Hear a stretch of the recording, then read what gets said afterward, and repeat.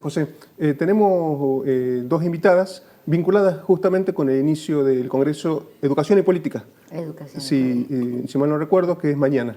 Les damos la bienvenida, por un lado, a Liliana Mazara, doctora en Letras, docente e investigadora de nuestra Casa de Altos Estudios, y a la doctora Leonora Refuch, que está visitando Tucumán por primera vez. Primera vez. Y viene a formar parte de una de las tantas mesas panel y conversatorios de los que hablaba José recién, del que vamos a charlar un poquito en adelante. Les damos la bienvenida. Muchas gracias. Muchas gracias, buenos días.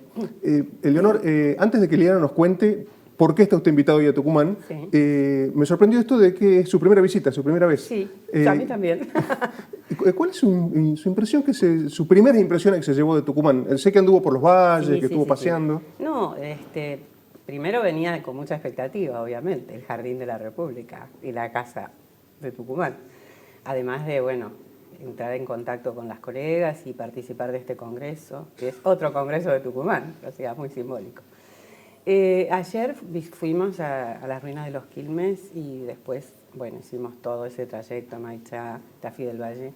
Me deslumbró absolutamente el paisaje, me pareció maravilloso y me quedé muy impactada con las ruinas de Quilmes y el descubrimiento de esa civilización maravillosa que hubo, de tan triste final. Y bueno, comprobar esas injusticias de la historia, ¿no? Y nada, me gustaría saber y estar conforme de que los que hayan quedado de esa civilización estén bien y no les falte nada y tengan sus derechos, aquellos que les fueron negados a sus antepasados, bueno, como al resto de los argentinos y habitantes de esta tierra, ¿no? Pero fue muy emocionante, muy impactante, me gustó mucho, mucho el museo, digamos, los relatos, me pareció todo realmente. Fue muy emocionante la visita. Liliana, contanos acerca del motivo de la invitación a la doctora Refuch y específicamente cuál va a ser el tema que van a tratar mañana. Bueno, en realidad justo coincidió con el Congreso de Educación y Política poder encontrarnos con Leonor, pero nosotros hace rato, sobre todo desde el año pasado, que intentábamos traerla para un seminario o algo, pero ella tenía compromisos laborales, entonces no podíamos coincidir. Y se dio ahora que pueda venir al Congreso y más aún porque nosotros la conocemos a nivel de su producción. ¿Una producción que va por dónde?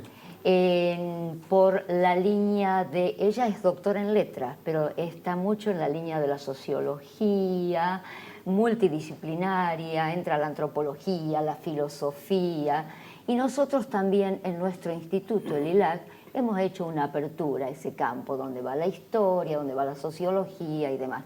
Y hemos manejado sus textos, sus teorías, y allá con uno de sus primeros libros donde la conocimos, que fue El espacio biográfico, Dilemas de la subjetividad del año... Contemporáneo. Sí, contemporáneo. Año no me estoy acordando de eso. La primera edición 2002. 2002. Bueno, a partir de ahí ya mucha gente del equipo trabajó con ella y por esa razón pensamos con la gente del equipo del instituto proponer esta mesa panel para la jornada, dado que ella nos contestó que podía venir.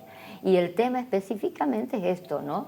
De la cuestión de la cultura y de la narrativa del yo en el mundo contemporáneo. Un conversatorio en el que van a estar, o una mesa panel en la que van a estar presentes la doctora Perilli, Carmen Perilli, va a estar Rosana Nofal, y van a estar, vas a ser la moderadora y va a estar la doctora Refuch. Un poco, esto va a ser a las 3 de la tarde. 3 de la tarde, sí. No, 3 de la tarde. ¿Cuál va a ser nos habló del título de la mesa. ¿Cuál es la temática que se va a desarrollar, digamos? Bueno, cada una llevará la suya. En el caso suyo. Sí, en mi caso, yo he venido trabajando largamente sobre temas de memoria, posmemoria, memorias de la dictadura, etc.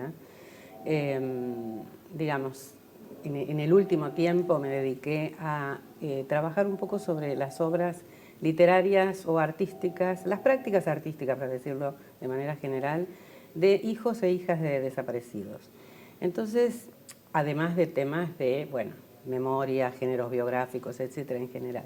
Entonces me pareció que como esos trabajos en general fueron conocidos, salvo los últimos del último libro, traer una reflexión, ya que el panel propone narrativas del yo en el mundo contemporáneo, traer una reflexión sobre las narrativas del yo en el mundo de hoy, donde las redes sociales son los primeros espacios donde todo el mundo tiene lo que Gertrude Stein decía, las autobiografías de todo el mundo, ¿no?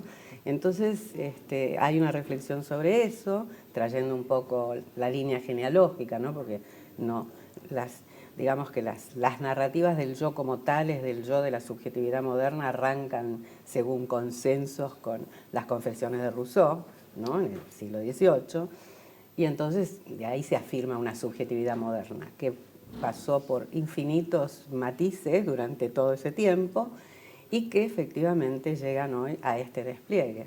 Ahora, lo más gracioso es que yo trabajé sobre el llamado espacio, lo que yo llamé espacio biográfico, que iba más allá de las biografías, autobiografías, memorias, etcétera, para pensar contemporáneamente, por ejemplo, en géneros como la entrevista, la historia de vida, el testimonio. Pero eso yo lo trabajé en los años 90, lo terminé a fines de los 90, el libro salió en 2002,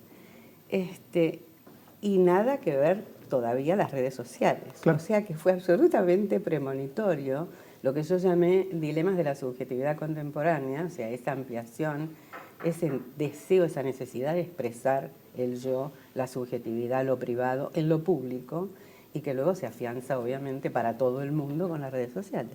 ¿Y cómo es esa lectura de las redes? ¿Cómo se lee en las redes esto? Bueno, yo no me he dedicado a trabajar sobre los relatos en las redes específicamente. Hay mucha gente que está haciendo eso. Mi reflexión es como un poco, por eso digo genealógica, poner un punto en ese anterior, hacer un recorrido y también hacer unas preguntas, porque hay cosas que tienen que ver con subjetividades éticas y políticas, ¿no? Es decir, todo se integra de esa manera en la escena cultural contemporánea.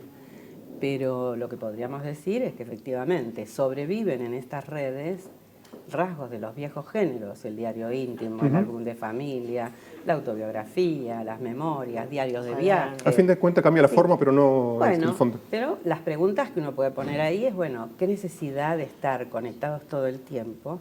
Hoy en la televisión había un programa en el cual estaban haciendo una aplicación que dice cuánto tiempo por día pasamos cada uno en el celular. Y el mínimo y el máximo, lo recomendable y lo censurable.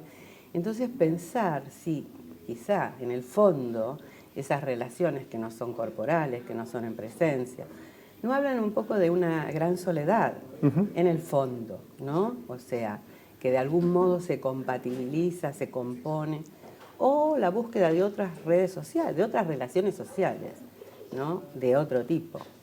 Pero también las redes sociales llevan a movilizaciones gigantescas como la de ayer, otra más de Ni Una Menos, y tienen un valor ético y político muy fuerte. Así que yo no estaría en el rango de la censura. Quiero aprovechar la visita un poco para pedir una reflexión acerca de el momento que está viviendo la ciencia, bueno, en el caso específico de ustedes, las humanidades.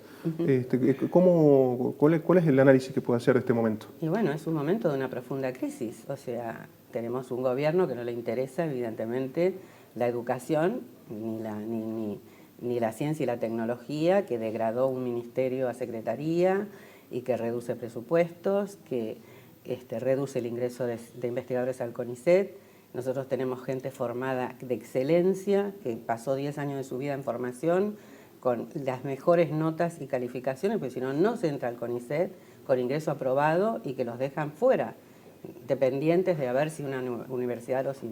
Y además, bueno, los subsidios de investigación, y sobre todo en medicina, en las ciencias duras, que necesitan insumos importados. O sea, cuando una integrante, la directora de un centro de investigación, de un grupo, de un equipo, tiene que ir al programa de ver si gana 500.000 pesos porque no tiene para los reactivos, dice algo, ¿no? de la situación de la ciencia, la educación, la tecnología en el país en este momento. Así que para nosotros es realmente un estado crítico. Liliana, entonces, mañana a las 15... Sí, mañana a las 15 en los anfiteatros se inicia el congreso y nosotros abrimos con la mesa panel. Y el día jueves a las 16:20 en la sala DAPE vamos a presentar el último libro de la doctora Arfuch, que es La vida narrada. Muy bien, la invitación está hecha entonces. Bueno, Ha sido gracias. un gran gusto contar con ustedes en la Gaceta Central. Seguimos Bueno, con José y y con muchas Carolina.